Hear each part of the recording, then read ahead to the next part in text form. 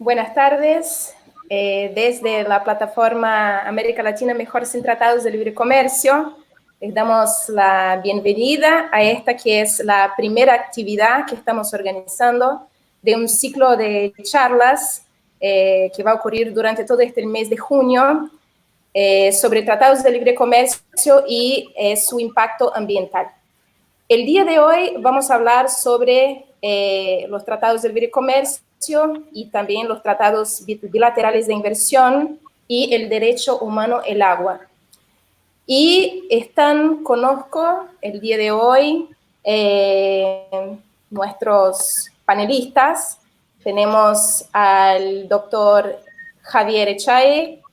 Javier es doctor en Derecho Internacional por la Universidad de Buenos Aires, investigador adjunto del CONICET, especialista en Derecho Humano, el agua y tratados de libre comercio e inversión, y miembro de ATAC Argentina. Estamos también con Lucio Cuenca, director del Observatorio Latinoamericano de Conflictos Ambientales, OLCA, y miembro del Chile Mejor Sin Tratados de Libre Comercio.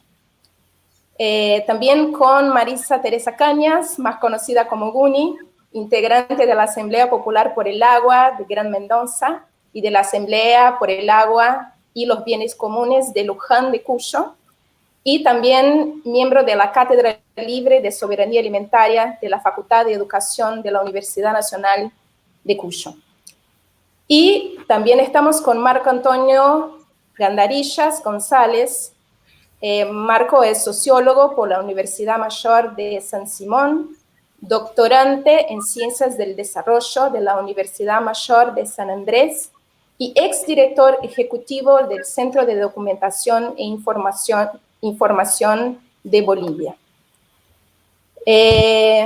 La actividad se va a dar en 3 momentos. Primero, proponemos algunas preguntas para nuestros expositores y nuestra expositora.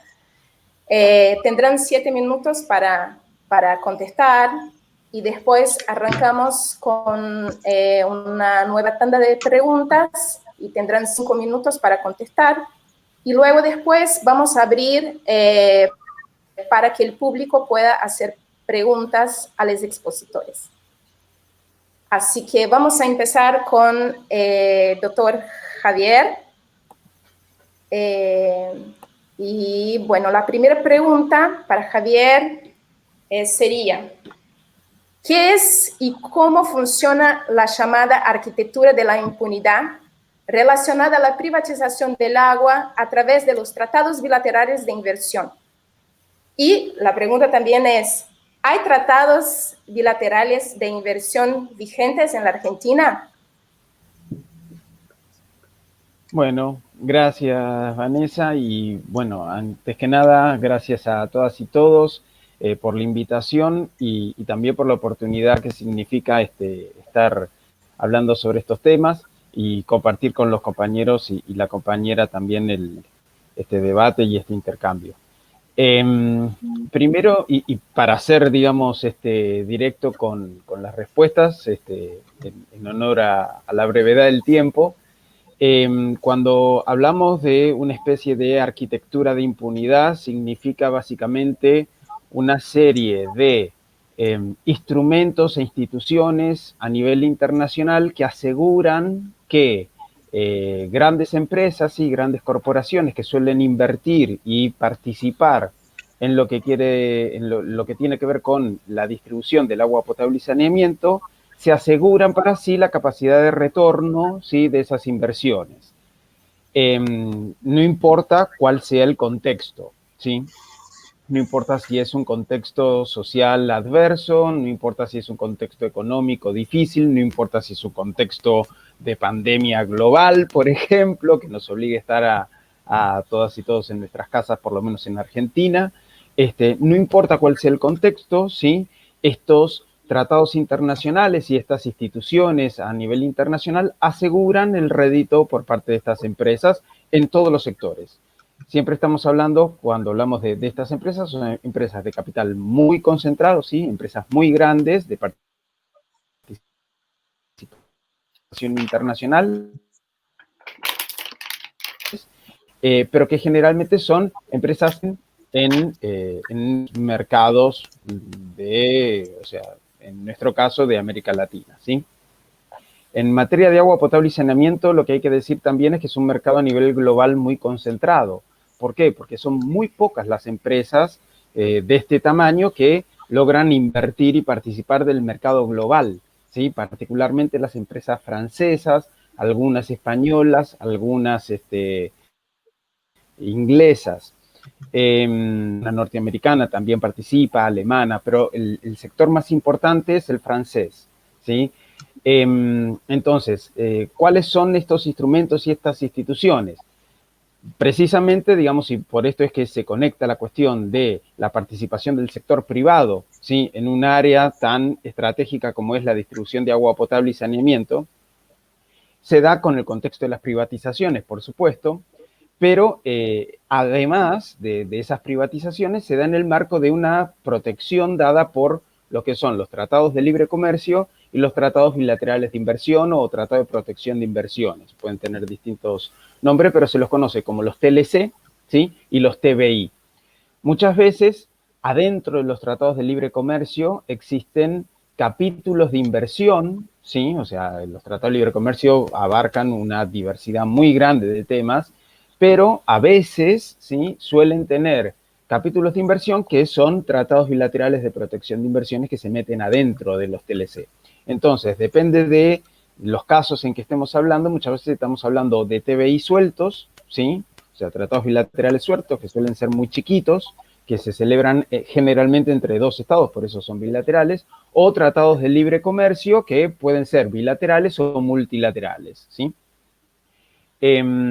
La idea, digamos, de ambos tratados, ¿sí? O sea, de estos instrumentos que sirven para la protección de las empresas, precisamente es garantizarle a esa empresa el retorno de desinversión. Cualquier medida que el Estado pueda llegar a tomar y que pueda llegar a afectar directa o indirectamente ese retorno esperado por parte de la empresa, ¿sí? Porque acá estamos hablando también de expectativas de retorno, ¿sí? No de retornos asegurados, no es un lucro cesante, como se podría decir en el ámbito jurídico, ¿sí? Sino que es una expectativa, ¿sí? a cobrar a futuro. Si se logra afectar esa expectativa, entonces esa empresa multinacional tiene la capacidad, por esos tratados de inversión, ¿sí? Por esos tratados de libre comercio, a demandar al Estado directamente a tribunales internacionales, ¿sí? Eludiendo las jurisdicciones domésticas, eludiendo las jurisdicciones nacionales. Entonces, en ese sentido, o sea, este tipo de arquitectura, por eso se llama, o llamamos también una arquitectura de la impunidad. ¿Por qué? Porque ese tipo de tratados lo que hace es asegurar beneficios para las empresas sin pedirles obligaciones. Generalmente, digamos, es algo que conoce cualquier alumno de abogacía de primer año, que con todo derecho siempre va aparejada una obligación. Bueno, al parecer, digamos, en este tipo de casos es la gran excepción a todas las reglas. ¿Por qué? Porque en los tratados de libre comercio, en los tratados de protección de inversiones, no hay obligaciones exigibles para las empresas. O sea, son tratados celebrados entre estados que protegen a terceros. Esos terceros son las empresas multinacionales. Entonces, en ese sentido, esas empresas exigen el cumplimiento de esos tratados sin tener aparejadas ningún tipo de obligación. Y en materia de agua potable, o sea, es un tema, digamos, interesante. ¿Por qué? Porque por lo menos de manera indiscutible, a partir del año 2010, el agua, o sea, el acceso al agua potable y al saneamiento está considerado como un derecho humano básico y universal para todo el mundo. En el año 2010, Naciones Unidas reconoció el acceso al agua potable como un derecho humano básico, ¿sí? Y entonces acá ya estamos hablando de qué posibilidades tienen los estados, ¿sí? Y cómo hacen los estados para garantizar el cumplimiento de ese derecho humano, ¿sí? Si en tanto y en cuanto cualquier tipo de, por ejemplo, y esto ha sido una práctica recurrente, ¿sí? Cuando se privatiza un servicio como es el de distribución de agua potable, lo que hacen las empresas generalmente es aumentar las tarifas de manera inmediata. Esto se ha visto en distintos casos, ¿sí? O sea, en Argentina y por fuera también en otros países de América Latina también. Es muy conocido el caso de Cochabamba, ¿sí? Por ejemplo. Y frente a este tipo de situaciones, la población no tiene capacidad de poder pagar el servicio que piden los prestatarios privados, ¿sí? En ese sentido, se le corta a la población el suministro de agua potable. Y en ese, o sea, y aplicando esos cortes, se aplica un derecho de exclusión directo, ¿sí? En una cuestión tan delicada como puede ser la provisión del servicio de agua potable, ¿sí? Entonces, la aplicación privada hace que los agentes privados, ¿sí? Las multinacionales que controlan el servicio, tengan la posibilidad de aplicar un derecho de vida o de muerte respecto de las poblaciones que pueden sufrir una carencia en cuanto al servicio por falta de, o sea, de condiciones económicas para responder frente a los aumentos tarifarios que suelen ser muy pesados, ¿sí? Y si el Estado llega a intentar garantizar, ¿sí? De algún motivo, frente a cualquier contexto, el cumplimiento de el derecho humano al agua, ¿sí? Ahí la empresa va a poder demandar internacionalmente al Estado, ¿sí? En foros internacionales como puede ser el CIADI. El CIADI es un centro de arbitraje adentro de la órbita del Banco Mundial, que es el centro más utilizado en materias de inversiones, ¿sí? Y en este sentido, el agua potable y el saneamiento es un caso bastante paradigmático porque es un tema de recursos naturales, es un tema de recurso estratégico, es un tema de un bien vital para la reproducción de la vida, ¿sí? Y ahí se empiezan a mezclar cuestiones que tienen que ver con comercio, economía, inversiones, o sea, toda esta cuestión de lógica de lucro, ¿sí? Vis a vis con una cuestión tan esencial para todos y todas como puede ser el cumplimiento de los derechos humanos. Muy bien, Javier. Doctor Javier, muchas gracias. Quedó muy clarito cómo funciona esta arquitectura de impunidad, cómo funcionan los derechos y obligaciones que en realidad al final son más privilegios para las empresas y terminan por violar los derechos de los pueblos, ¿no?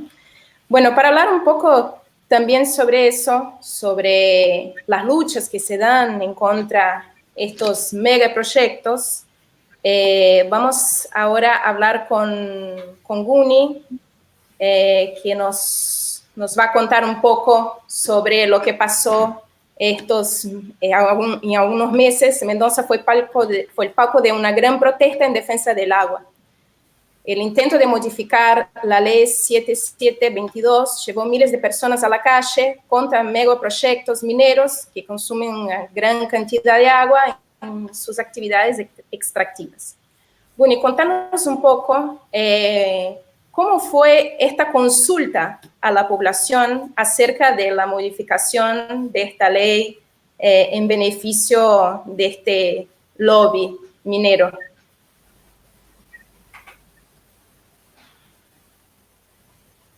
Bueno, buenas tardes a todas y todos. Primero, agradecerle a la plataforma por permitirnos hablar en nombre de las asambleas y de la gente del pueblo de Mendoza.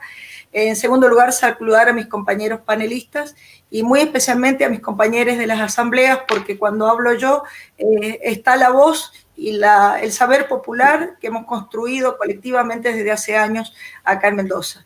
En primer lugar, voy a responder categóricamente la pregunta que me acabas de hacer. Mendoza no hubo consulta, o sea, no hubo esa consulta que tiene forma de plebiscito. Categóricamente digo que no hubo consulta. Voy a contarles que los gobiernos de los distintos signos políticos que han gobernado la Argentina y en general, y en Mendoza en particular, han impulsado el extractivismo en sus distintas facetas, el agronegocio, el modelo, lo que nosotros llamamos el modelo agrominero exportador, la megaminería, los hidrocarburos, ha sido de tal impacto que esto en la época, en esta cuarentena, el aislamiento obligatorio en que hemos sido confinados en nuestros hogares, hubo algunas excepciones. ¿Cuáles fueron las excepciones? Estas actividades extractivas que fueron consideradas esenciales. De hecho, hay un consenso en las decisiones de los distintos gobiernos en las distintas jurisdicciones de avalar la megaminería, promoverla y mostrarla como el salvavidas de las economías. En este contexto, el actual gobernador de Mendoza, perdón porque voy teniendo unos tips para que no pasarme del tiempo, en este contexto el actual gobernador de Mendoza, Rodolfo Suárez, de la Alianza Cambiemos, puso en su plataforma electoral a la minería como una actividad a impulsar. Debo decir que esto, él lo dijo, y cuando su primer medida de gobierno, exactamente el día que asumió como gobernador, mandó la modificación de la ley 7722, la que llamamos nosotros la guardiana del agua, que no es una ley prohibitiva de megaminería, sino que solamente regula, si prohíbe las sustancias tóxicas en la megaminería y hace que los proyectos mineros en cualquiera de sus etapas tengan que pasar por la legislatura. Bueno, esto es lo que fue modificado, pero no solo él estuvo involucrado en esto, sino la principal, la candidata a gobernadora que había sido derrotada por Suárez. Bueno, ellos dos se pusieron de acuerdo y dijeron vamos a modificar la 7722.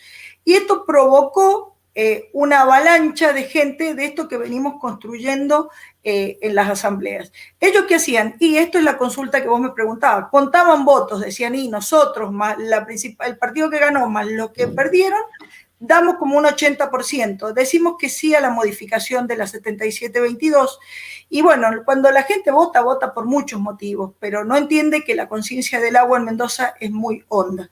Y bueno, la gente salió a la calle, la gente de todo signo político, y lo que acá en Mendoza le decimos, en la Argentina le decimos la tan famosa grieta, la cubrió el agua. Nosotros decimos que a la grieta la cubrió el agua.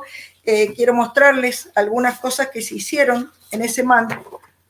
No hay grietas en el agua, son colectivos artísticos que actuaron.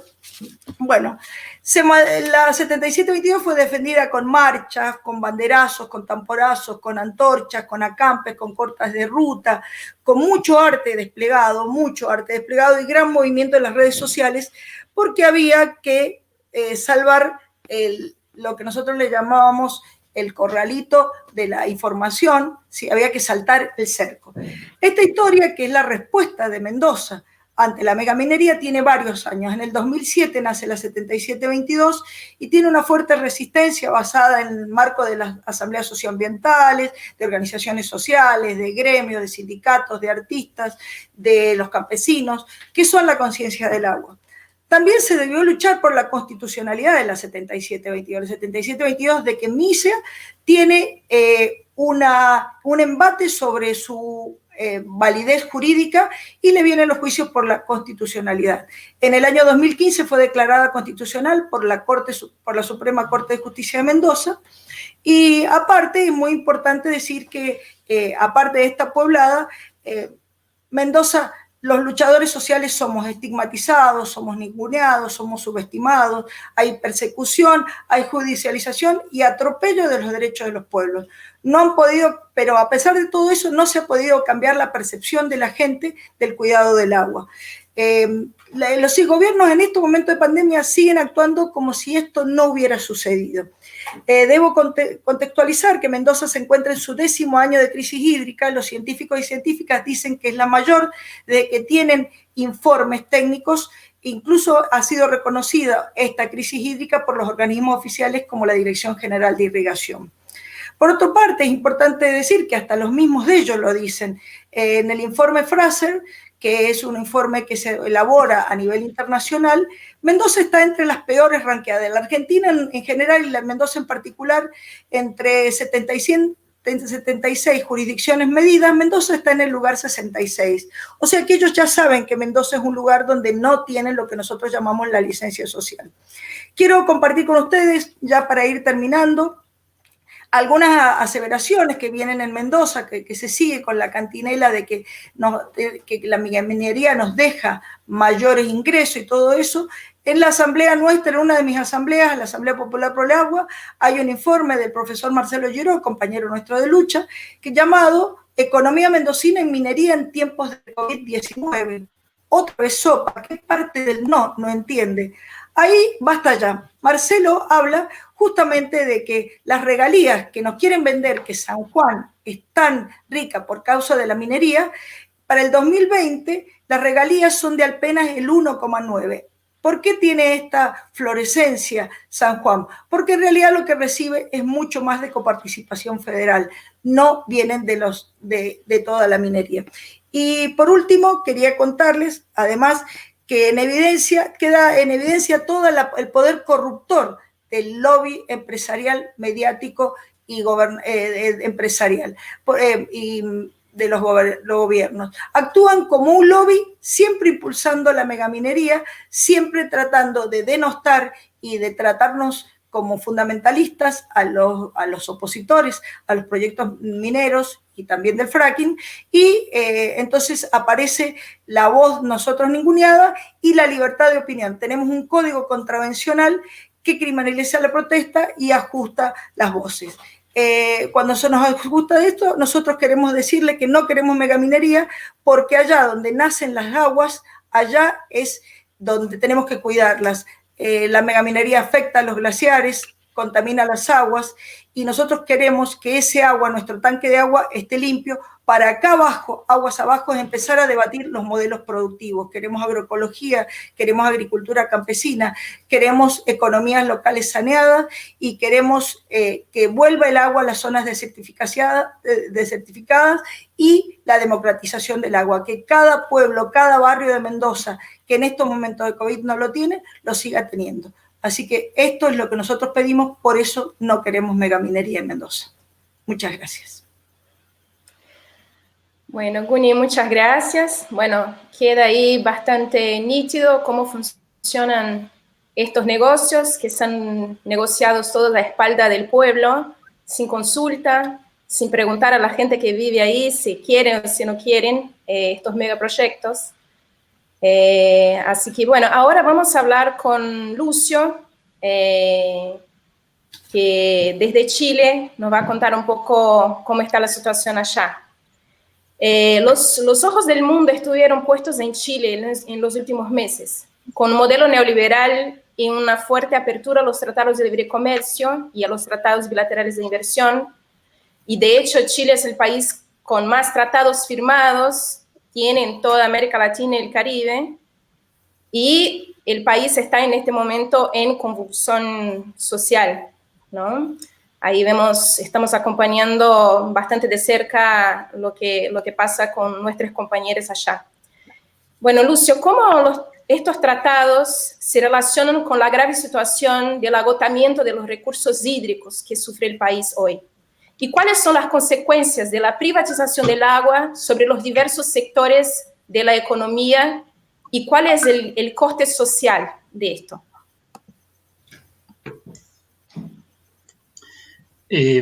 Hola, buenas tardes a todas y todos. Bueno, yo soy del OLCA, del Observatorio Latinoamericano de Conflictos Ambientales, también del Movimiento por el Agua y los Territorios, que somos parte de la plataforma Chile Mejor sin Tratados de Libre Comercio. Me gustaría, bueno, compartir algunas informaciones, algunas reflexiones que nos llevan a establecer, y creo que es una convicción bastante extendida en nuestro país, que no solamente la consecuencia de la privatización del agua en nuestro país es a partir de la privatización y de la mercantilización, sino que también tiene bases institucionales muy profundas y que están muy ligadas a la opción o a la imposición que se dio en Chile de esta estrategia de inserción en la economía global a través de los tratados de libre comercio. Hay que decir que, como lo mencionaba Vanessa, Chile es el país que más acuerdos comerciales tiene con el resto del mundo, ¿no? Según las cifras del gobierno, son 29 acuerdos comerciales que ellos no hablan de acuerdos entre países o entre pueblos. Ellos dicen que son acuerdos comerciales con otras 65 economías, ¿no? Así lo cuantifican ellos, para que nos vayamos ubicando. y que representan el 67% de la población mundial, y que esas economías representarían el 88% del PIB global. O sea, supuestamente estamos relacionados a través de estos instrumentos con una parte importante de la economía global. Ahora, ya lo adelantaba Javier, ¿no? Lo que significan estos tratados de libre comercio, y que en esta nueva etapa de los denominados tratados de libre comercio de nueva generación, como el TPP-11, pero también la renegociación o nuevos tratados de libre comercio como los que se están negociando con Argentina, con Brasil, pero también se está renegociando con la Unión Europea, se acaba de renegociar con Canadá, que es el principal inversor minero en Chile y en Latinoamérica, que profundiza las condiciones ya no solo de cuestiones arancelarias, sino que también de condiciones para imponer a nuestros países determinadas maneras de proteger no solo la inversión en sí misma, sino que de proteger las ganancias que las empresas quieren tener garantizadas a través de estos instrumentos. Entonces, para visualizar la situación del agua en Chile hay que tomar como consideración que el agua en Chile está consagrada a su privatización en la Constitución política desde el año 80 con la Constitución de Pinochet, ¿no? Allí es donde se establece, a veces no se logra visualizar bien desde otras latitudes del mundo y de Latinoamérica la profundidad de la privatización y mercantilización que tiene la situación del agua en nuestro país. La Constitución, en su artículo 19, dice, en uno de sus acápites, dice: los derechos de los particulares sobre las aguas reconocidos o constituidos en conformidad a la ley otorgarán a sus titulares la propiedad sobre ellos. Estamos hablando de una constitución política que se hace en dictadura y que eleva y garantiza la propiedad privada casi como otra garantía constitucional, como es el derecho a la vida u otros derechos que están consagrados en la Constitución. O sea, establece condiciones de resguardo de la propiedad privada como no existen en ninguna otra parte del mundo. Pero además, lo que hace esta cláusula, que luego se traduce en el Código de Aguas que está vigente hasta el día de hoy, es que genera condiciones para que se transforme el agua en una mercancía, se crea un mercado del agua como principal instrumento de la gestión del agua en nuestro país, ¿no? Y eso es lo que establece estos mecanismos, y eso es lo que en el fondo genera las condiciones hoy día para decir de que en Chile no existe la garantía del derecho humano al agua, porque no está literalmente consagrada en ninguna ley, ni en la Constitución, pero además no está tampoco consagrada en ninguno de los instrumentos específicos que tienen que ver con la gestión del agua, ¿no? Y en ese sentido, el Código de Aguas y esta cláusula de la Constitución han permitido que se separe el agua de la tierra, se entregan los derechos de aprovechamiento de agua a perpetuidad y de manera gratuita a los particulares. No hay prioridades de uso en ninguna de las normativas, por lo tanto, de esa manera, la actividad económica más poderosa es la que impone sus derechos sobre el resto, y está garantizado eso en la Constitución, y es así como se ha generado un proceso, y quizás entrando un poco ya a los impactos, un proceso de concentración de la propiedad del agua que hace que esto esté entregado fundamentalmente al mercado y a las grandes corporaciones transnacionales, ¿no? Por ejemplo, para demostrar el nivel de mercantilización que existe del agua, entre el año 2005, de acuerdo a un informe del Banco Mundial, del 2005 al 2008 se hicieron 20.000 transacciones de derechos de aprovechamiento de agua, que involucraron 4.800 millones de dólares, solo en 3 años, para que se entienda el volumen de esto. Ahora, en Chile no solamente está privatizado el sector del agua potable, de las empresas sanitarias, está privatizado el derecho de aprovechamiento de agua que se constituye sobre la fuente del agua, ¿no? Por lo tanto, en este proceso de concentración de la propiedad participan los sectores de la economía más importantes, como es la minería, la agroindustria y también el sector sanitario, que esencialmente está en manos de, por un lado, de los franceses y españoles con Aguas Barcelona y Suez, y por otro lado, de los fondos de pensiones de los profesores de Ontario de Canadá, que cada uno de ellos tienen aproximadamente el 40% de todos los usuarios del agua a nivel del país, y también participación de empresas japonesas. Entonces, esto obviamente ha generado un proceso de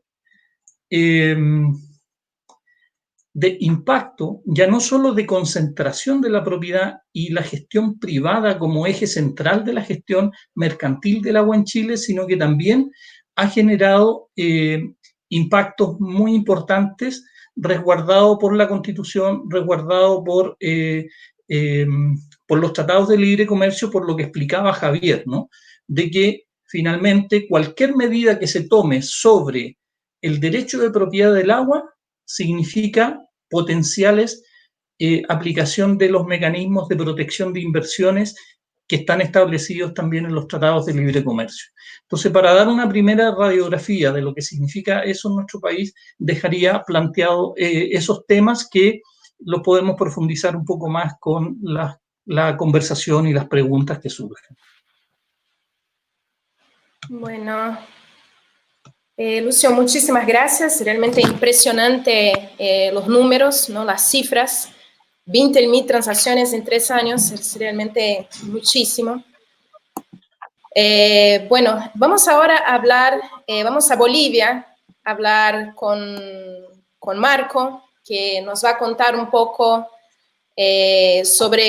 primero hablar sobre un hecho histórico, ¿no? Que fue la Guerra del Agua en el año 2000, que fue trabado por el pueblo boliviano en contra del conglomerado Aguas de Tunari, formado por empresas estadounidenses y también bolivianas, que se quedó en la historia como una gran lucha por el derecho al acceso al agua.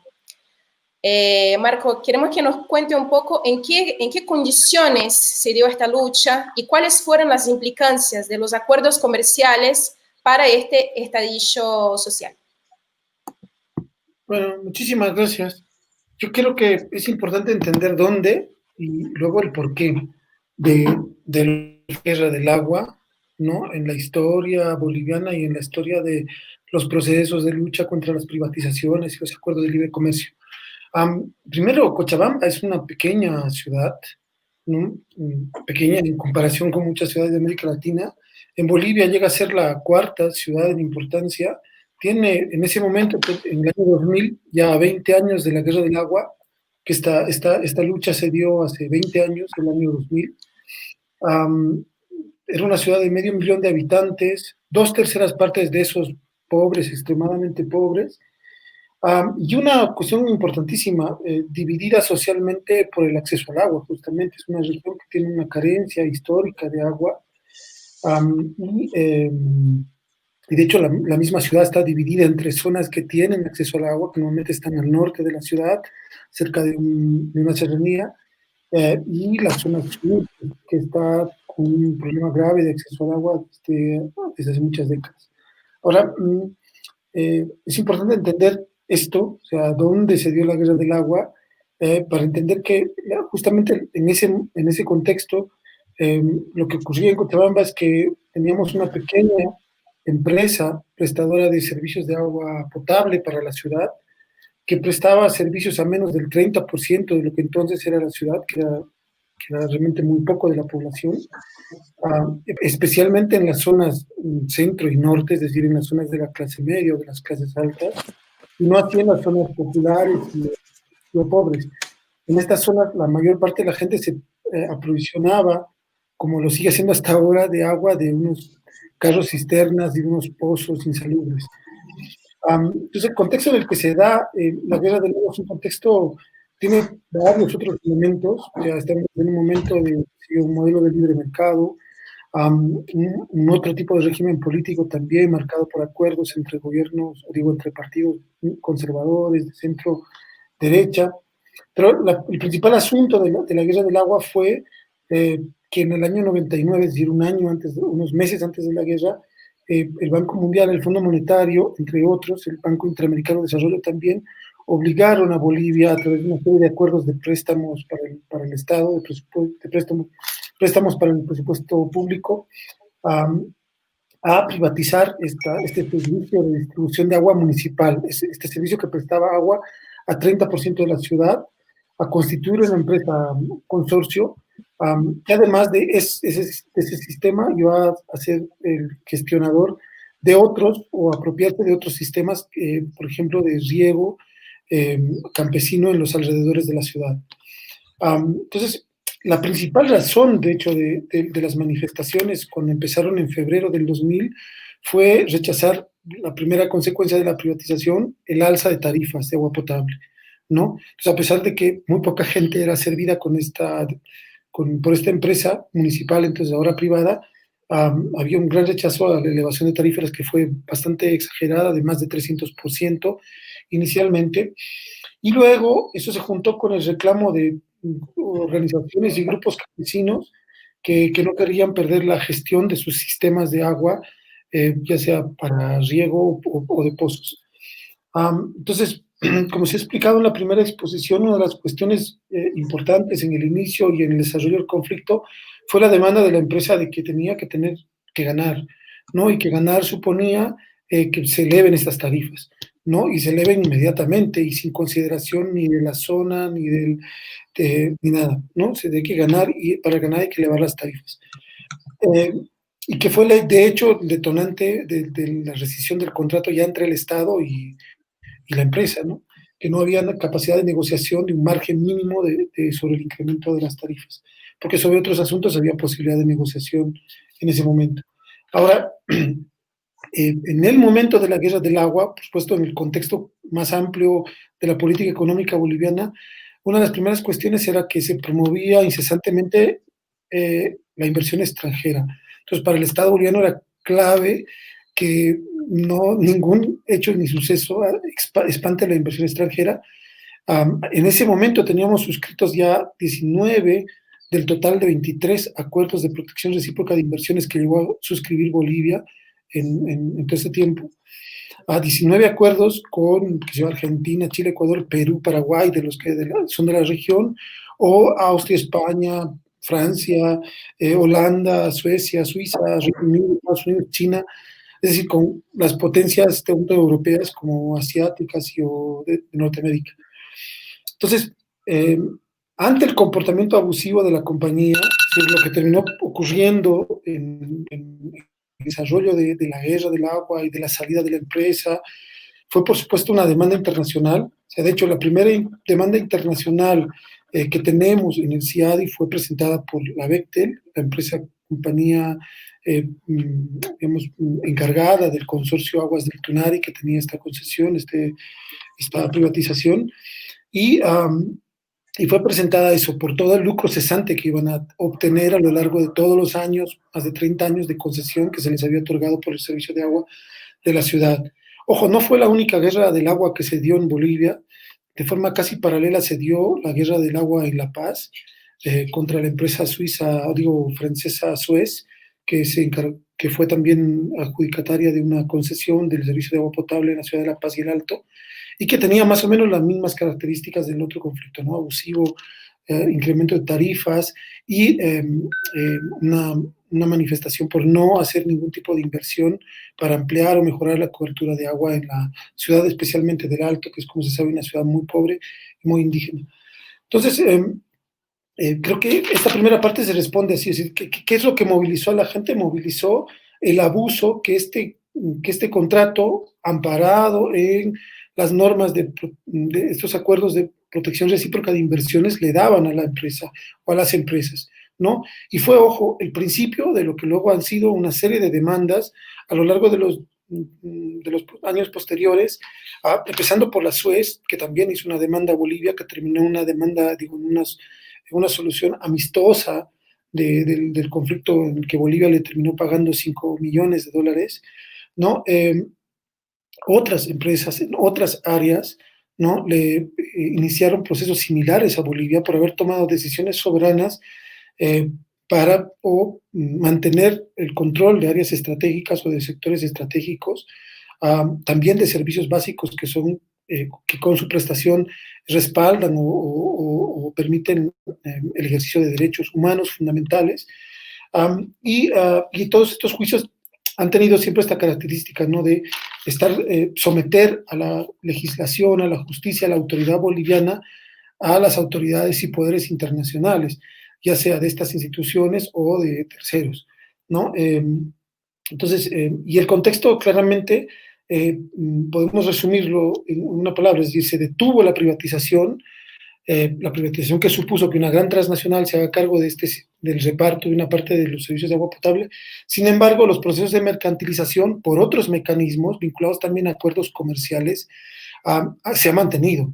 Entonces, y de hecho, si uno ve en este contexto de pandemia Cochabamba, uno va a ver noticias de la gente que en la pandemia protesta porque no tiene acceso a agua potable, porque los carros cisternas que les reparten el agua potable no llegan a las zonas, porque estamos 20 años después de la Guerra del Agua en una situación muy similar a la que tuvimos antes, donde la mayor parte de la población de la ciudad no tiene acceso a agua potable y no ejerce el derecho constitucional que se puso en la Constitución del 2010 del agua como un derecho fundamentalísimo, o el acceso al agua como un derecho fundamentalísimo para la vida de las personas.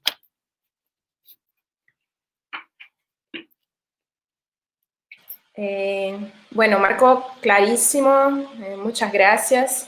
Muy interesante esto también, pensar que con estos acuerdos hay una pérdida de soberanía también, que es mucho lo que habló Marco, y tener un poco de atención siempre cuando escuchamos eso de la lluvia de inversiones, como hemos escuchado bastante, por lo menos acá en la Argentina, en los últimos años, ¿no? Y qué consecuencias tiene eso. Bueno, ahora vamos a pasar al segundo bloque de preguntas. Los expositores tendrán 5 minutos para contestar. Y voy a empezar nuevamente con doctor Javier y preguntarle si pensamos los recursos naturales como elementos esenciales para garantizar la manutención de la vida, ¿cómo es posible que se pueda privatizarlos? ¿Y qué se entiende, doctor Javier, por la tragedia de los comunes?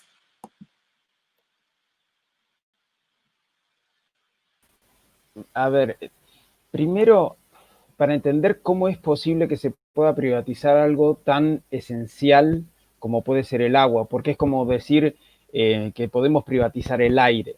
O sea, privatizar algo significa aplicar derechos de exclusión, ¿sí? O sea, poner una traba, ¿sí? No necesariamente física, porque uno entiende que excluir a alguien en un campo significa alambrar el campo, entonces ahí estamos poniendo una traba física.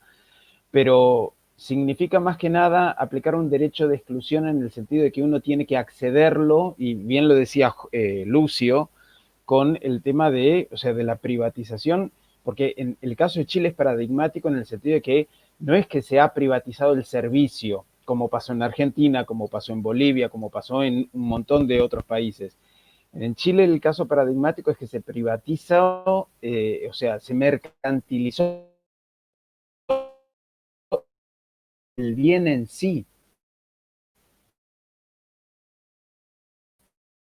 Entonces, es impuesta a ese elemento. La idea de aplicar este principio de exclusión, ¿sí? Es lo que hace que se aplique un régimen de propiedad, que es el de propiedad privada. O sea, la propia denominación del concepto es bastante ilustrativo en el sentido de que la propiedad privada lo que hace es ejercer una propiedad que priva a otros de poder utilizarlo. Entonces, un bien que es esencialmente común, como puede ser el agua corriente, en el sentido de que es imposible parcelarlo, sí, es imposible partirlo, sino que está a distribución de todos para poder aprovecharlo, es un bien sobre el cual evidentemente, digamos, pesa un problema, ¿sí? Que es la posibilidad de agotamiento.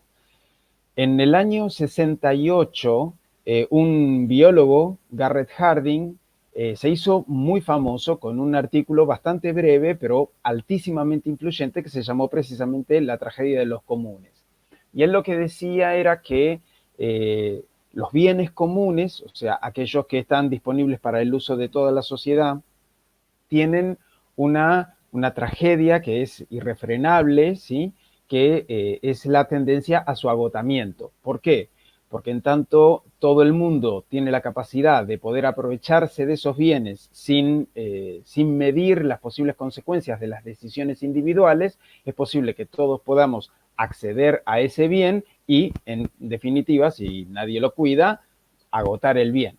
Entonces, por eso él decía que los bienes comunes tienen una tendencia irrefrenable hacia la tragedia, digamos, hacia su agotamiento. Esta tragedia de los comunes, Harding la ponía como un problema con una solución. Y para él la solución era precisamente privatizar los bienes comunes, o sea, convertir a los bienes comunes en bienes privados. Y en ese sentido, ¿cómo privatizarlos? Aplicándole derechos de exclusión, ¿sí? O sea, aplicándoles, por ejemplo, un pago, una tarifa, lo que fuere, ¿sí? Que un poco lo ilustraba muy bien Lucio cuando expuso sobre la problemática chilena. En ese sentido, digamos, es como la idea de la privatización de los bienes comunes hace, principalmente a la exclusión de grandes masas de la población que no tienen forma de poder acceder, en tanto y en cuanto, si nosotros estamos hablando de un derecho de exclusión económico, ¿sí? Vamos a estar empezando a hablar de montos, ¿sí? Negociación de tarifas, ¿sí? Y siempre va a haber una porción de gente que va a quedar afuera de las posibilidades de poder pagar ese tipo de tarifas. Ahí es donde se involucra generalmente la capacidad del Estado para poder asegurar esa distribución. Pero esa capacidad del Estado para asegurar la distribución, y teniendo en cuenta, digamos, que el derecho humano al agua precisamente es eso, un derecho humano, esa participación del Estado, ese rol del Estado, se ve cercenado por voluntad de los propios estados, por eso que ustedes bien decían recién, esta cuestión de la necesidad de atracción de inversiones, y los nombres en el caso del mercado del agua siempre son los mismos: Suez, Vivendi Universal, Aguas de Barcelona, Bechtel, Anglian Water Group, son distintas empresas, ¿sí? Francesas, españolas, norteamericanas, británicas, que participan dentro del sector. Entrar en el sector de agua potable operan con una lógica distinta. La tragedia de los comunes es una falsa solución, porque es como que si nosotros le echáramos la culpa, porque el problema de la tragedia de los comunes es en cuanto al abuso, ¿sí? Y en cuanto al consumo abusivo, es como si nosotros le estuviéramos echando la culpa de ese abuso al agua. En realidad, los culpables de un aprovechamiento irresponsable somos nosotros. Entonces, aplicar derechos de exclusión no soluciona el problema, simplemente separa, divide a la sociedad en dos, en los que tienen posibilidades de acceder al bien, ¿sí? al servicio, de acceder al agua, porque tienen con qué pagarlo, y las grandes masas de la población que no tienen esa posibilidad y se van a literalmente morir de sed. Cuando el Estado intenta tratar de nivelar, ¿sí? esas diferencias sociales que son existentes, ahí es donde las empresas empiezan con estos mecanismos de demandas a nivel internacional. Bien se decían recién en cuanto a la cantidad de tratados de inversiones que tiene Bolivia, ¿sí? No es una cuestión de competencia, porque ni bien un solo tratado ya puede ser problemático, pero Argentina tiene 55 tratados vigentes en materia de protección de inversiones y tiene aproximadamente casi 60 tratados firmados. No es solamente uno de los países que más tratados de protección de inversiones tiene en la región, es uno de los que más tiene en el mundo. Y en materia de demandas de empresas transnacionales, Argentina ha sido el país más demandado en el planeta adentro de estos foros de arbitraje. Y en materia de agua potable y saneamiento en particular, que es un caso que generalmente no se menciona, Argentina también ha sido la más demandada.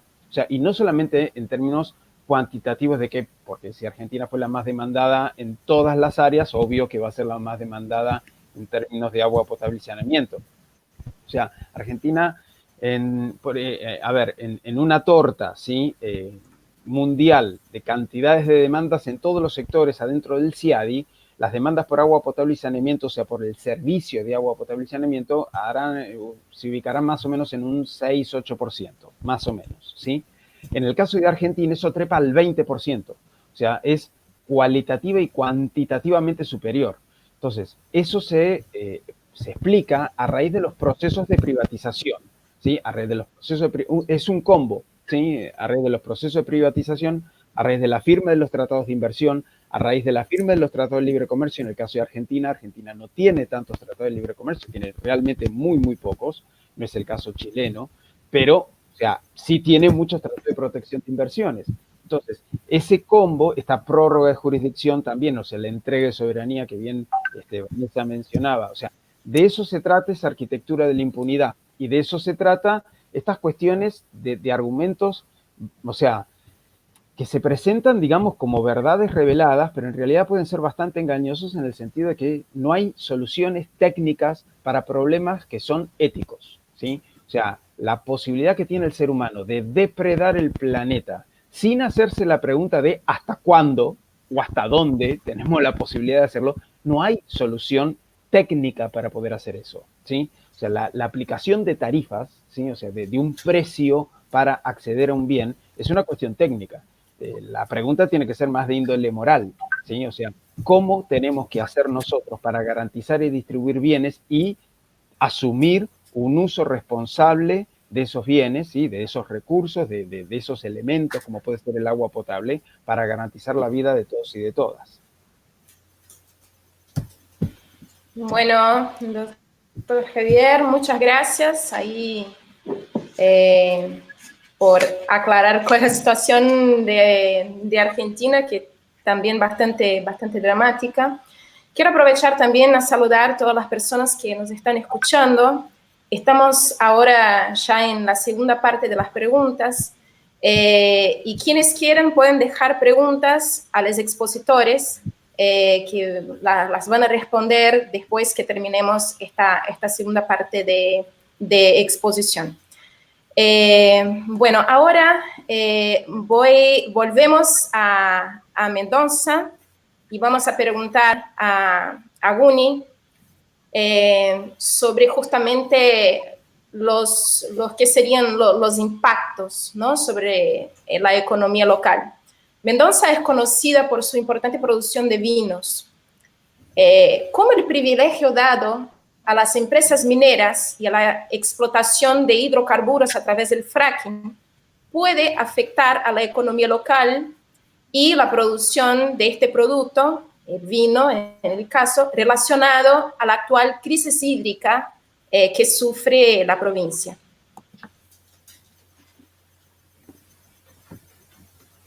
Bueno, en primer lugar, quería saludar a mis compañeros de la asamblea de acá de Luján, porque yo vivo en la región donde está la destilería de Luján de Cuyo, una de las destilerías más grandes de la Argentina, de la destilería de petróleo.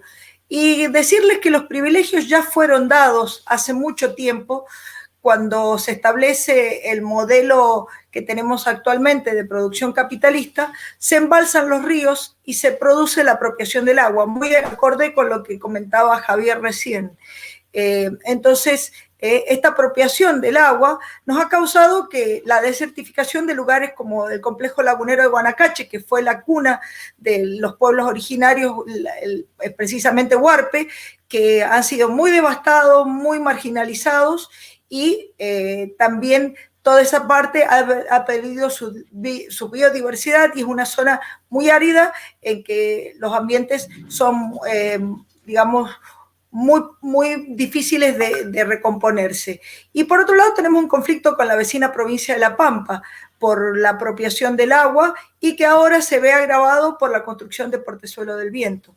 Por otro lado, decir que nosotros el fracking lo tenemos incipiente, pero ya tenemos los impactos de los hidrocarburos que han derramado, han empetrolado, han contaminado los acuíferos ya con hidrocarburos convencionales.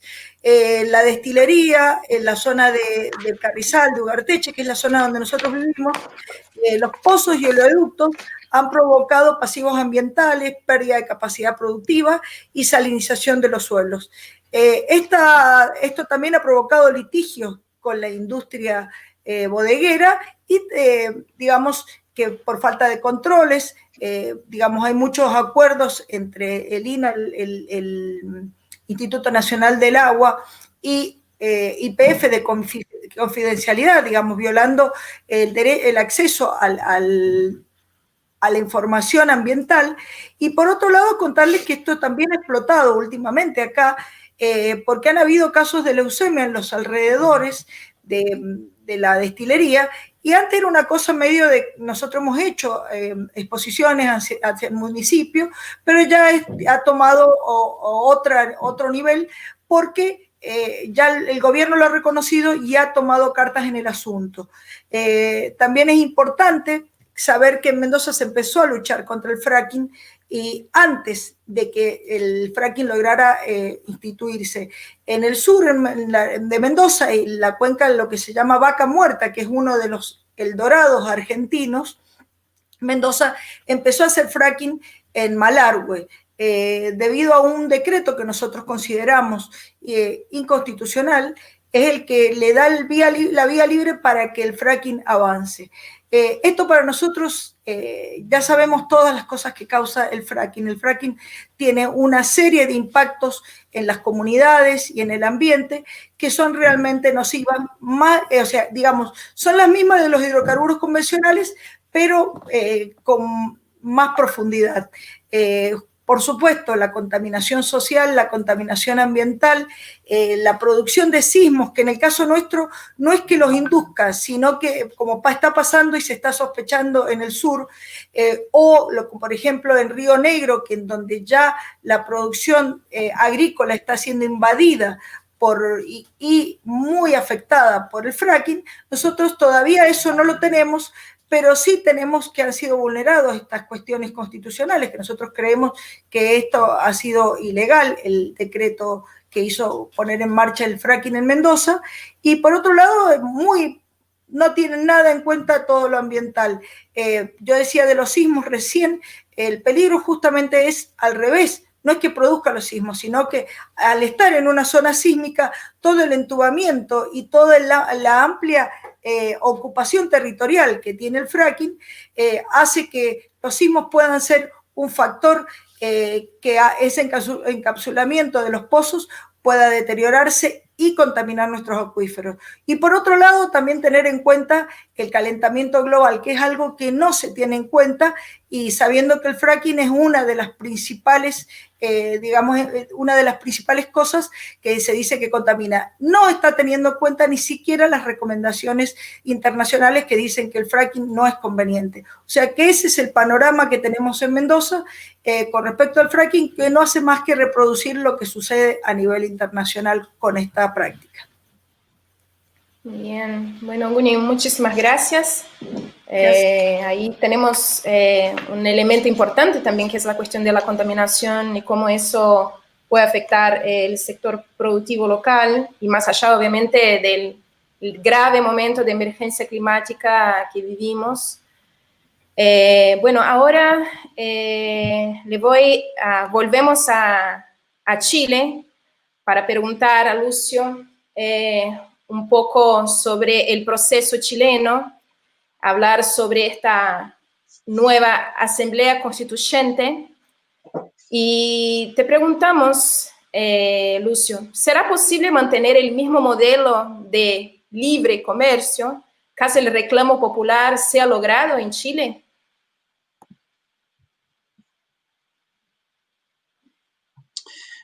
Bueno, es difícil, ¿no?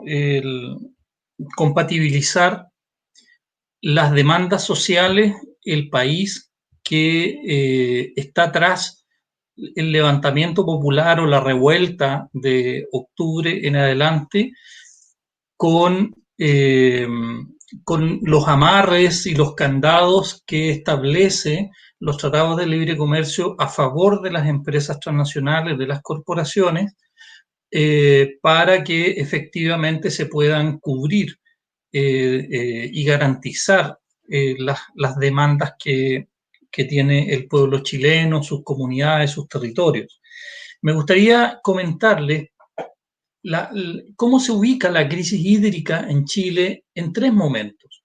Uno, antes del 18 de octubre, que se produce lo que se conoció en primer momento como el estallido social, luego esta revuelta que se ha mantenido durante meses, durante la revuelta y ahora en el tiempo de la pandemia.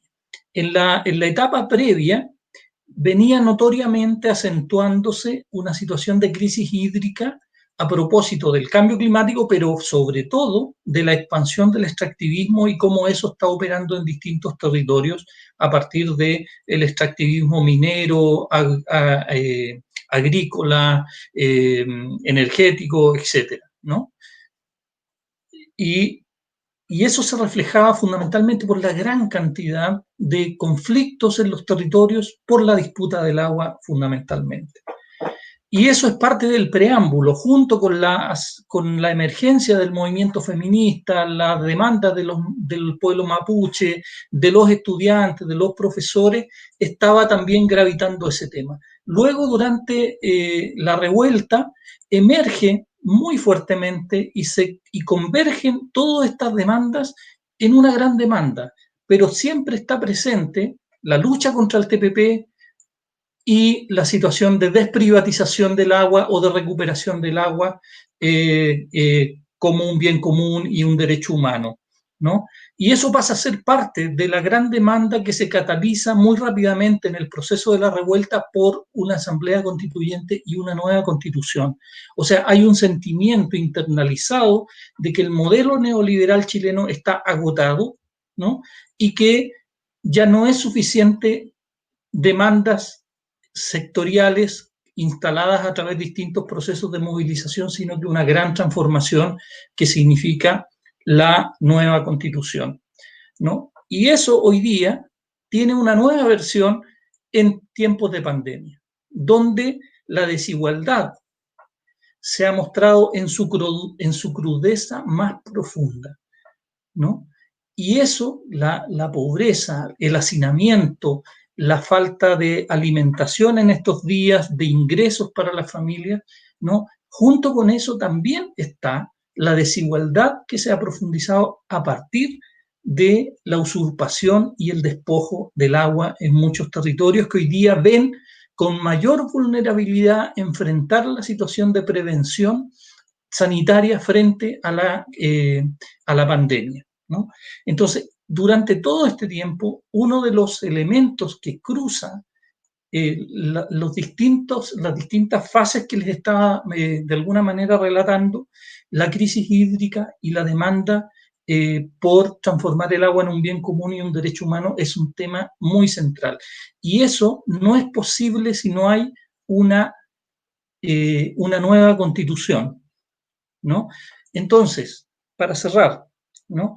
De acuerdo a lo que tú me decías, hay una vinculación muy fuerte de el modelo actual, los tratados de libre comercio y las posibilidades de salir de este modelo a partir de una nueva constitución.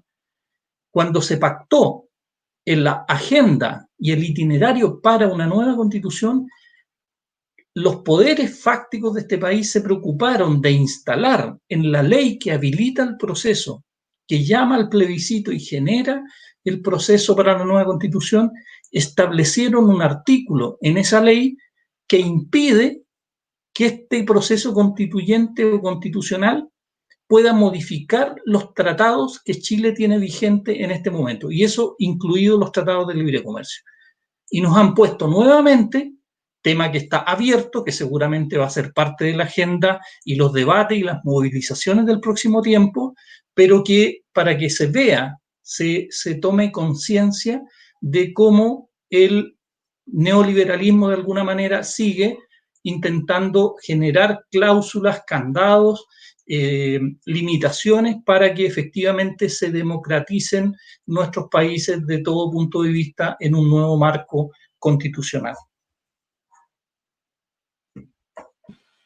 Bueno, Lucio, muchas gracias. De verdad, ahí Lucio hablando de esta incompatibilidad de garantizar derechos sociales si se siguen los tratados de libre comercio y también el poder corporativo, ¿no? Como intentan de todas formas proteger las ganancias de las empresas por encima de los derechos de los pueblos, ¿no? Realmente. Bueno, ahora volvemos a Bolivia a hablar con Marco. Y bueno, más allá de que hace 20 años que tuvimos la guerra del agua como un hecho muy importante, Bolivia aún sufre con la falta del acceso al agua potable y el saneamiento básico. Marco, ¿cómo los tratados de libre comercio e inversión han afectado la capacidad del Estado de invertir en soluciones para esta problemática?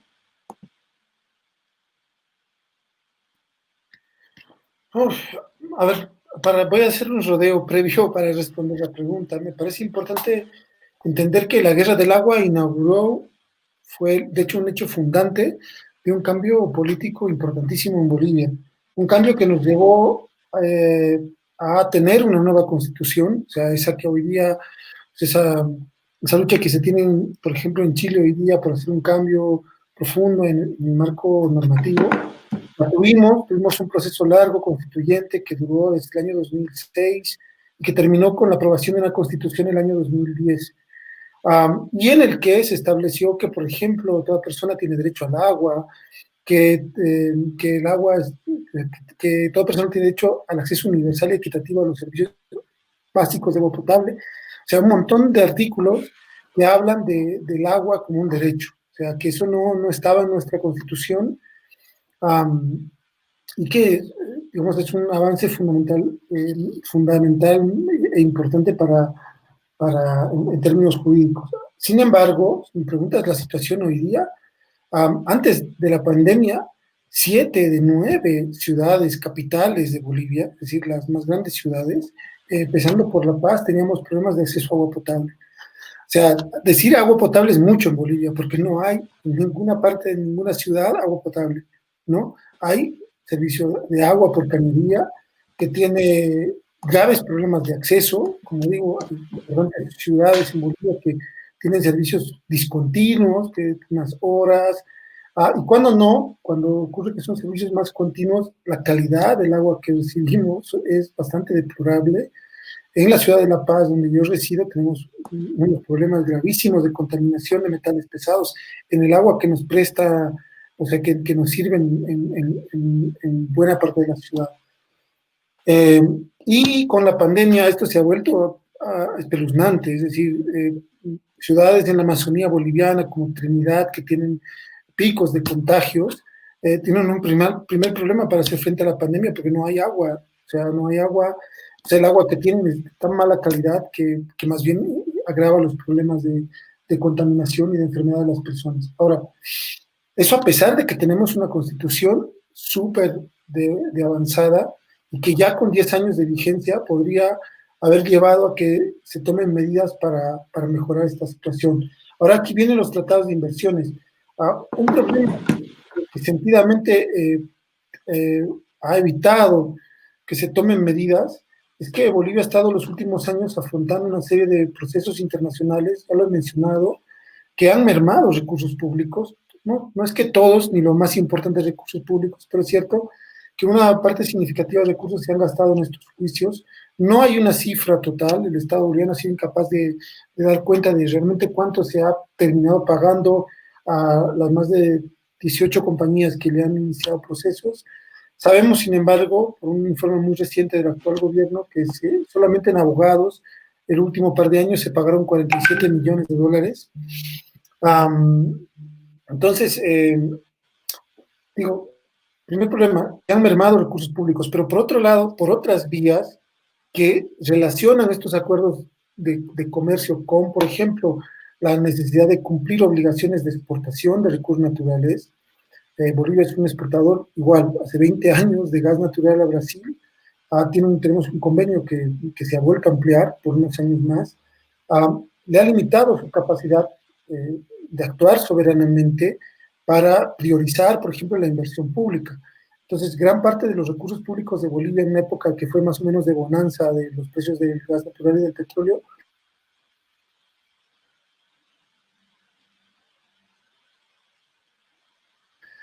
se fueron a acción o para inversiones en infraestructuras de exportación de hidrocarburos, construcción de carreteras en el marco de otro tipo de acuerdos para integración comercial, minería, ¿no? En el marco de otro tipo de acuerdos de comercio de minerales, entre otros, ¿no? Entonces, es una cosa significativa que o sea, cuando alguien hablaba, o sea, Javier hablaba de la arquitectura, yo creo que es importante que entendamos como países, como pueblos, que la arquitectura justamente supone que unas medidas están vinculadas a otras, están atadas y condicionadas, y que en conjunto limitan las capacidades de nuestros estados para actuar en función de los intereses más apremiantes e importantes de nuestras poblaciones. Entonces, para resumir la respuesta, es decir, los acuerdos comerciales de comercio, las normas que dieron lugar o internas que se generaron en función de esto, han limitado enormemente la capacidad de Bolivia, el Estado, de hacer que la sociedad ejerza estos derechos constitucionalizados al agua, etc. Bueno, Marco, muchas gracias. Muy interesante eso que habla Marco, que hay que entenderlo y tener una mirada de conjunto de esta problemática, que realmente lleva una serie de otras cuestiones. Hablamos del agua, pero también hablamos de infraestructura y los impactos de esto también sobre las poblaciones y los territorios, ¿no? Bueno, ahora vamos a responder algunas preguntas que nos llegaron. Así que tengo acá una primera pregunta de Ingrid Weig, yo no sé si está bien el apellido, y Ingrid nos pregunta, en el contexto de la pandemia global, con debates sobre el derecho a la salud y debates sobre una salud, ¿podría apoyar a politizar el tema de acaparamiento de agua por parte de empresas privadas y fortalecer un derecho humano, el agua? Bueno, ¿quién quiere contestar esta pregunta de Ingrid?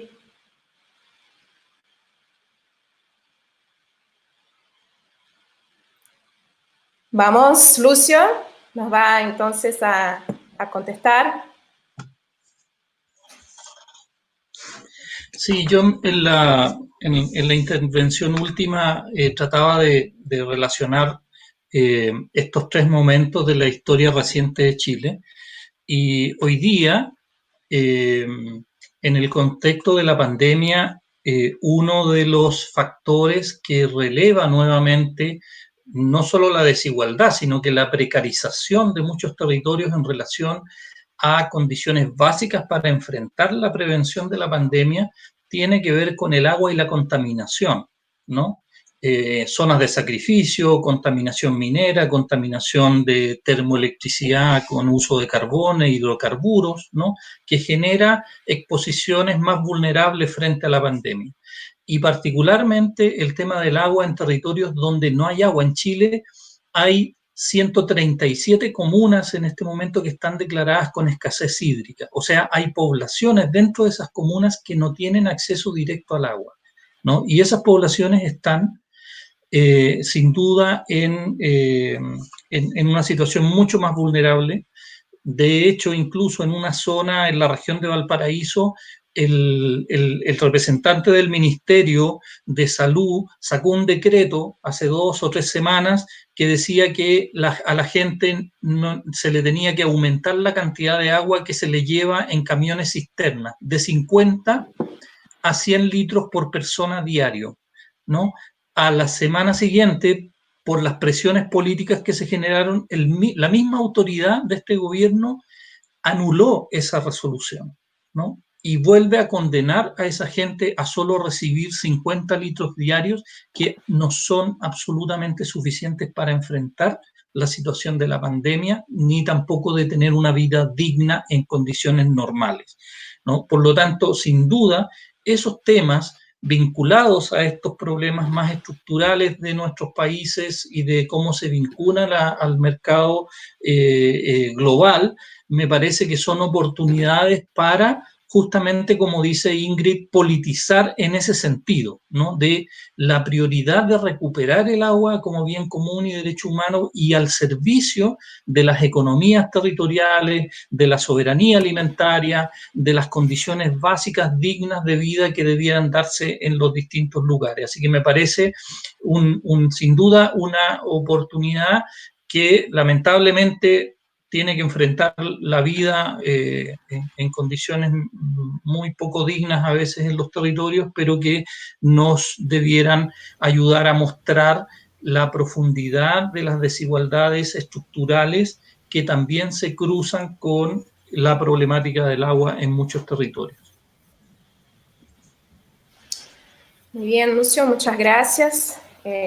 Realmente se queda muy nítido cuando estamos en un contexto de pandemia, donde el agua es algo fundamental para garantizar la salud. ¿Qué significa esto, no? Derecho a la vida.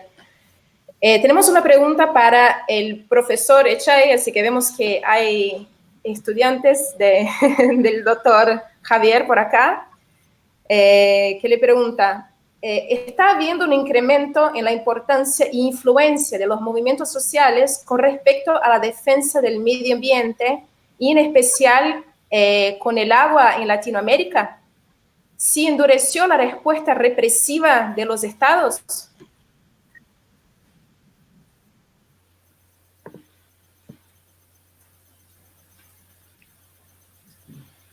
No se escucha. Es muy interesante, quizás, a ver, ¿ahí se escucha bien? Sí, ahora sí. Problemas técnicos. No, o sea, más que nada, quizás la persona o las personas que podrían estar más capacitadas que yo para responder a esa pregunta, que es muy interesante, sería quienes luchan en el territorio por la defensa del agua, ¿sí? O sea en los barrios populares, sea en las comunidades en donde existen proyectos de megaminería, de fracking, existe acaparamiento de las fuentes de agua. O sea, yo creo que sin duda, o sea, este tipo de problemáticas ha servido para hacer una especie de conexión entre lo que son los problemas institucionales, si se quiere, más globales, que generalmente están muy alejados de la población, como pueden ser los tratados de libre comercio, o los tratados de inversiones, o las demandas internacionales contra los estados, que eso aparecen esporádicamente en los diarios a veces, ¿sí? Con problemáticas que son recontra cotidianas y recontra, o sea, palpables en las comunidades concretas, que es el aprovechamiento de recursos básicos. Entonces, digamos, este link, digamos, este enlace, esta relación directa que generalmente no se ve, creo que a las comunidades y a la sociedad en general le puede servir como para, primero, entender que no tenemos que dar nada por garantizado, ¿sí? O sea, no tenemos nada dado, ¿sí? O sea, yo vivo en una ciudad muy importante, ¿sí? Como es la ciudad de Buenos Aires, es una ciudad muy grande, una de las más grandes dentro de la región. Para una persona de clase media que está en un departamento, es común ir a la cocina, abrir la canilla y que salga agua potable, ¿sí? En el caso nuestro, que esa agua sea un agua segura y que yo sé que el agua que estoy tomando en este vaso, ¿sí? Que me han visto tomar, o sea, es agua de la canilla y no tengo ningún problema en tomarla porque sé que es un agua potable, es agua segura y apta para el consumo humano. Para mí eso es algo que es simplemente un acto de abrir la canilla, pero eso, o sea, no lo tenemos que dar por hecho, ¿sí? O sea, en la misma ciudad donde estoy viviendo yo, precisamente en el contexto del coronavirus, del COVID-19, los barrios marginales en las últimas semanas ha habido brotes importantes de coronavirus, porque precisamente en esos barrios hay falta de agua. Entonces se le está pidiendo a la gente que se higienice regularmente, ¿sí? ¿Y cómo se va a higienizar esas personas? ¿Cómo se van a lavar las manos si no tienen acceso a agua? Entonces, o sea, hay cosas que nosotros como sociedades tenemos que asumir, que es que no tenemos que dar las cosas por sentadas, ¿sí? O sea, los derechos que tenemos y los derechos que gozamos no son naturales. O sea, esos derechos son producto de luchas, son producto de, o sea, de pujas de poder, son resultado de largos procesos de pelea por la defensa de esos derechos. No tenemos por qué darlo sentado, y yo creo que las comunidades territoriales son un claro ejemplo, ni qué decir los ejemplos que son de Mendoza o los de Bolivia. O sea, que para mencionar, digamos, a las dos personas que están presentes, o todo lo que está pasando en Chile también, que han hecho una referencia directa a las cuestiones que tienen que ver con esto que mencionaba antes respecto de la rarísima situación del agua en la Constitución chilena como un bien privado. O sea, yo creo que tenemos tres claros ejemplos de lucha que a nosotros nos muestran a las claras que la defensa del agua es algo que trasciende y que debe ser reconocido como algo sostenido, como un derecho humano básico universal que vaya más allá de los papeles y que se haga carne en la conciencia de las sociedades. Bueno, doctor Javier, muchas gracias. Quisiera también preguntar a Guni justamente sobre eso, ¿no? Porque estamos hablando de movimientos sociales. Guni es representante de la Asamblea de Mendoza, y si podés como hablar un poco sobre eso. Sí, es muy importante que yo pertenezco a asambleas que estamos nucleadas en la Unión de Asamblea de Comunidades, que tenemos, abarcamos todos los territorios, incluso Lucio también ha estado en nuestras reuniones, tenemos compañeras y compañeros en lo que le llamamos la banda oriental, porque no nos gusta que los territorios sean divididos por los estados-nación, los sentimos como uno a toda nuestra tierra. Dice uno de nuestros compañeros de las asambleas que a dónde termina el territorio, hasta donde termina nuestra conciencia. Y en tiempos de cambio climático y de gran globalización de las economías, nos parece que justamente sentir el cuidado de nuestras aguas, de nuestros bienes comunes, como una sola. Y muy atento con esto que decía Javier, las luchas y no dar nada por sentado, porque a lo largo y ancho de los territorios, en el gran territorio de Latinoamérica, vemos que pueden haber protecciones por arriba, como le decimos nosotros, la protección porque venga por una ley, tenemos la ley de glaciares, la ley de bosques, tenemos en Mendoza nuestra ley provincial y muchas leyes provinciales también directamente de prohibición de megaminería o de algunas leyes de prohibición de glifosato y de cosas así, y vemos que siempre el poder está, el poder mediático, el poder empresarial, el poder de la mano de los gobiernos, que son directamente funcionarios de las grandes empresas, luchan y pujan para bajar esas leyes que nos protegen. Entonces ahí viene la protección desde abajo. Lo decimos porque tenemos muchos ejemplos en distintas, a lo largo y ancho del territorio, por lo menos argentino, que también están inspirados con las luchas de otros lugares, como las de Perú, como las luchas de Berta Cáceres, que ahí están nombrándola. Bueno, todas estas luchas nos van inspirando unas a otras. Y bueno, hay lugares que donde no hay ley, la gente le ha puesto el cuerpo, como en Famatina, o han habido plebiscitos como en Esquel, o como en Neuquén, en algunos pueblos, en donde, en Locopue, por ejemplo, que las comunidades directamente le dijeron que no a la megaminería. Entonces, los mecanismos que usamos la gente organizada en asambleas, en organizaciones, que ocupamos para defender los territorios variados. Y con esto termino.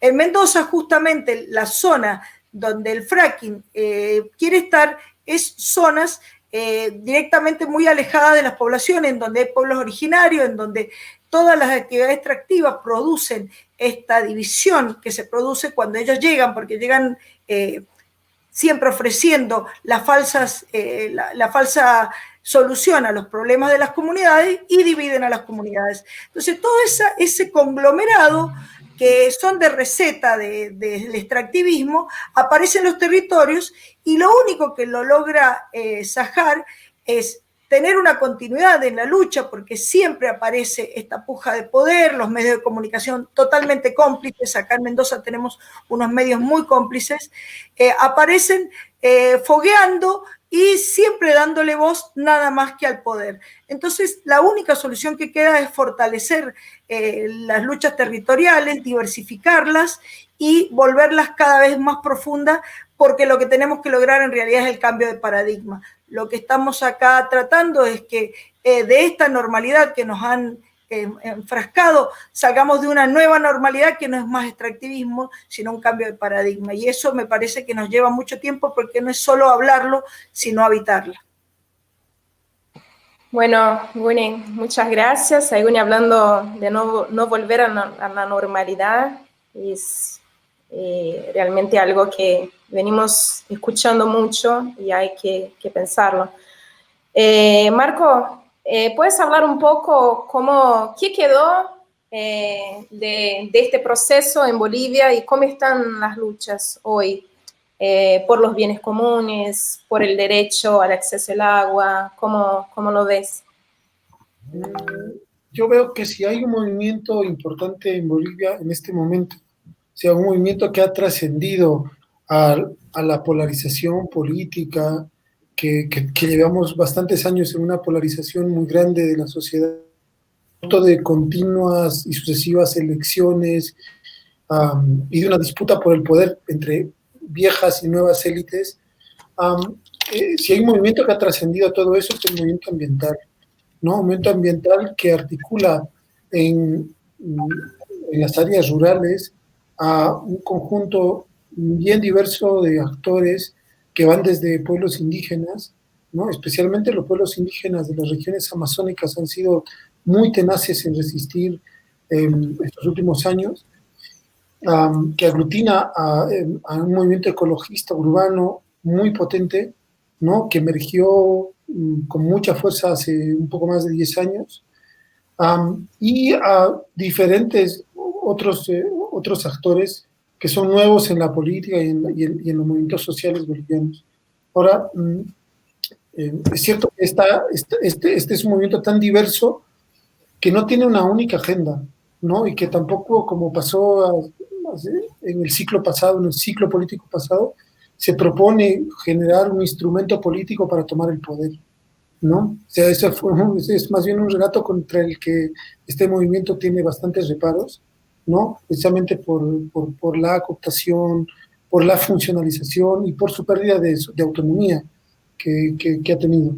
Entonces, creo yo que, sin embargo, si uno mira la agenda hoy, o sea, las principales cuestiones sociales que se debaten y que el Estado boliviano, ya sea el gobierno nacional o gobiernos subnacionales, tienen que debatir, están marcados por estos movimientos.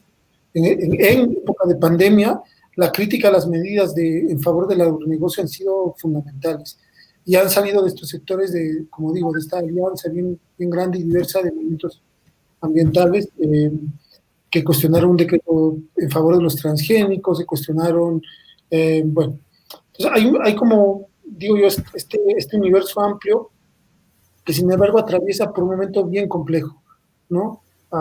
Hemos vivido momentos de muchísima violencia. Es probable que estos sucesos se repitan prontamente. No hay una marcada división en la sociedad y una incapacidad del sistema político de procesar esto sin violencia.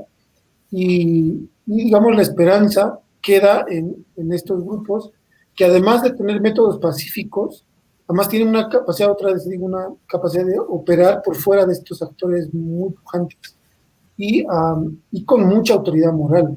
Es decir, también es un recurso que le queda a la sociedad. Ahora, en este cambio, en este momento, en este cambio también generacional y de actores, una cosa interesantísima es también ver que se debaten asuntos que normalmente salen más allá de lo ambiental y que tienen que ver, por ejemplo, con la política económica. Entonces hay un fuerte llamado a reconducir la política económica en otros términos, una cosa que me parece también muy novedosa e importante resaltar. Y en ese marco sí se discute estos acuerdos que han llevado a Bolivia a comprometer, por ejemplo, la implementación de su constitución, sea, como pueblo en general, reivindicamos el hecho de haber llegado a un consenso sobre los derechos que queremos tener, los derechos que queremos ejercer. Ahora, la cuestión es que muchas veces las políticas económicas van en contravía a ese plan, a ese ideal de aspiracional como sociedad. Entonces, hay una fuerte conciencia en la sociedad y en estos movimientos que menciono, en que eso es algo importante de hacer, ¿no?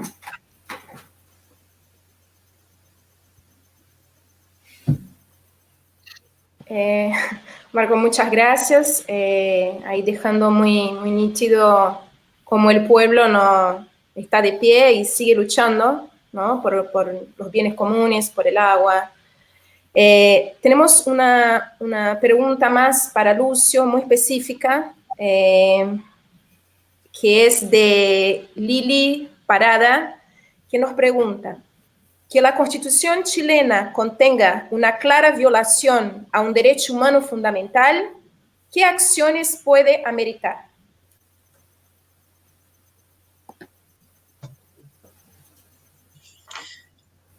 A ver,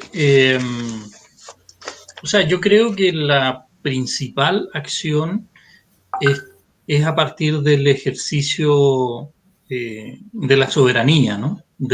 Hay que recordar que nosotros tenemos vigente una constitución que se hizo en dictadura y que la transición a la democracia pactada no dio como resultado la democratización de este país, ¿no? Sino que todo lo contrario. Hoy día tenemos una profunda crisis política, un sistema político desprestigiado, un problema muy serio de corrupción en el sistema político, ¿no? Y por lo tanto, de alguna manera hay que refundar las bases de esta institucionalidad que fije la manera en que queremos convivir en este territorio, ¿no? Y eso sin duda es un esfuerzo mayor por como ha sido expresado acá, hay muchas fuerzas que están en pugna, hay poderes económicos muy grandes, transnacionales, que están cruzando las posibilidades de ejercer la democracia desde los territorios, desde las comunidades, pero justamente la crisis en la que estamos y la revuelta social que sigue en curso, que hoy día se expresa también en medio de la pandemia, considera que ese es un tema que no está resuelto, por lo tanto va a seguir en esa búsqueda, empujando ese proceso. La revuelta ha generado miles de asambleas territoriales, de cabildos, de distintas instancias donde se está ejerciendo y se está debatiendo hoy día ese nuevo país, ¿no? O el conjunto de países que queremos ser en este territorio.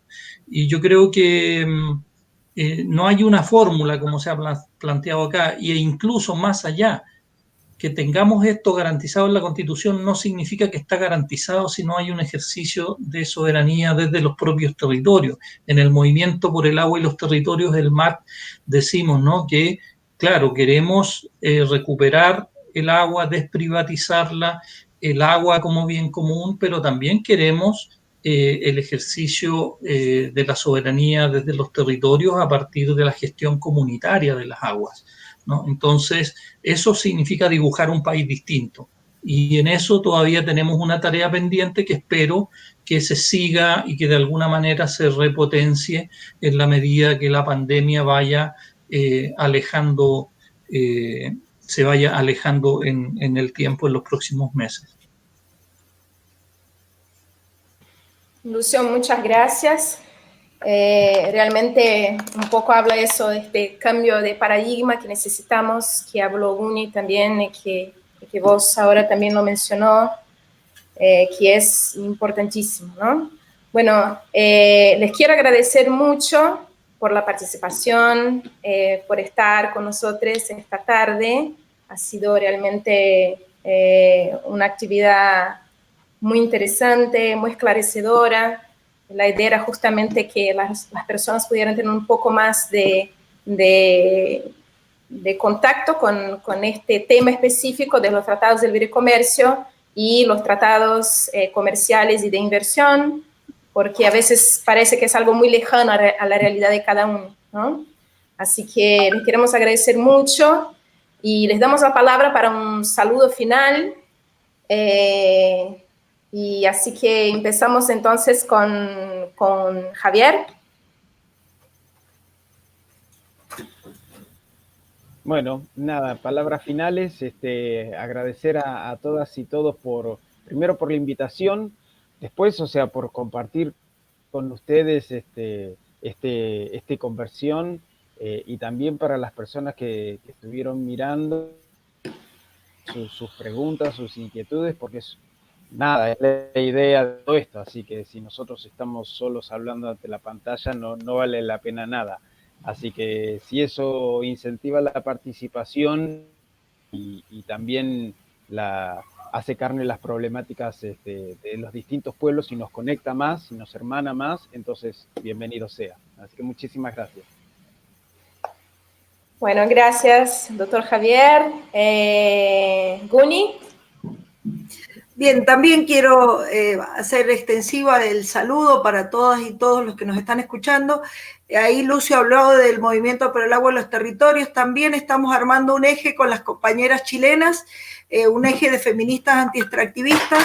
Muy importante para nosotros unir las luchas con el feminismo, porque el cuidado al que hace, con el que el feminismo comunitario y el feminismo abrazador nos contiene, es el mismo que queremos ejercer entre nosotras y nosotros dentro de nuestros territorios.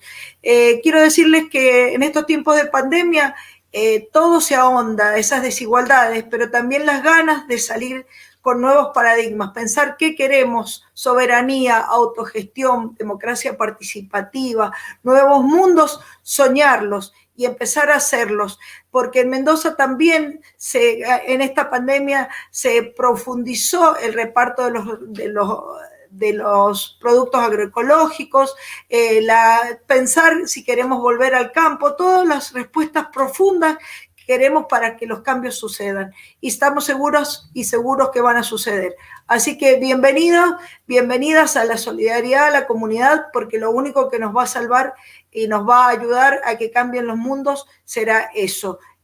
Los cambios desde abajo, como dicen, desde abajo y con el fueguito desde ahí que es de donde se lo aviva y desde ahí se crece. Un abrazo a las compañeras y compañeros, gracias por compartir este panel y gracias por la invitación. Muchas gracias, Guni, muchas gracias por participar. Lucio. Sí, bueno, me sumo a las palabras que ya se han expresado. Sin duda, las luchas por el agua en los distintos territorios contienen muchas otras significaciones, ¿no? Y contienen sobre todo la esperanza y la construcción de este nuevo paradigma del que hablamos, de este nuevo mundo que queremos construir. Como lo decía Guni, en este tiempo de la pandemia han aflorado muchas formas de colaboración, de solidaridad, que están arraigadas en esos procesos que se vienen trabajando ya desde hace algún tiempo. Y creo que potenciar esas economías territoriales, la gestión que se hace de los territorios, tiene que estar en el centro, ¿no? de nuestras discusiones y cómo vamos abriéndole campo a este nuevo paradigma de sociedad o de sociedades que queremos construir. Así que, bueno, muchas gracias por este espacio. Muy importante compartir estas experiencias, las distintas visiones y ojalá que sea un elemento que nutra también otras iniciativas y que se siga dinamizando esto y fortaleciendo nuestros movimientos. Bueno, en este tiempo tan difícil, pero sobre todo también en el tiempo que viene post pandemia. Así que muchas gracias a todos ustedes. Gracias, Lucio. Marco. Yo, sencillamente, el agradecimiento por la invitación, por el espacio. El panel ha sido absolutamente de primer nivel. muy interesante todo. Y, bueno, encantado. Bueno, muchísimas gracias a todos una vez más, que nos quedemos con no volver a la normalidad, ¿no? Y aprovechamos también para agradecer a todos que estuvieron asistiendo a esta primera charla, que es un ciclo. Vamos a tener otras charlas, una segunda que va a ser el 15 de junio sobre megaminería y tratados de libre comercio e inversión, y el 29 de junio sobre agronegocios y deforestación, también relacionado a los tratados de libre comercio y a los tratados comerciales de inversión. Así que desde la plataforma América Latina Mejor sin Tratados de Libre Comercio, agradecemos a todas, a todos, a todes y les esperamos en la próxima. Muchas gracias. Gracias a todos y a todas. Gracias. Nos vemos. Nos vemos.